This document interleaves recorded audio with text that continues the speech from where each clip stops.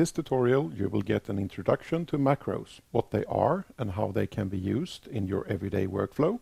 In the simplest way, a macro is a holder for dynamic text. Let's talk about one of the simplest macros, date.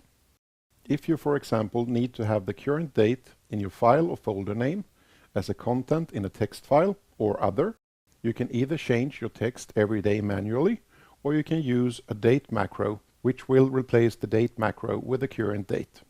A macro always starts and ends with a percentage sign. In between, the macro itself.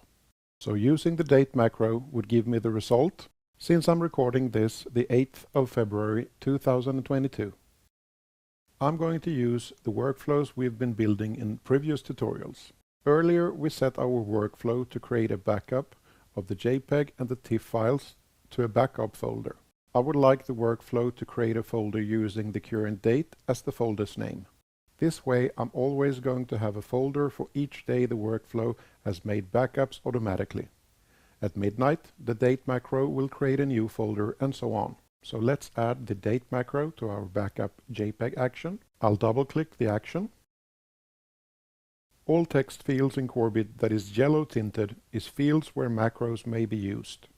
As routing folder, I add the date macro.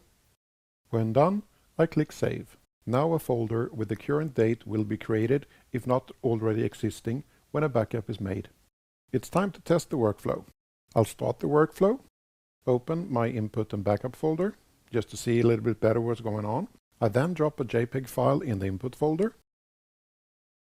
As we now can see, a date folder with the current date and the backup was created.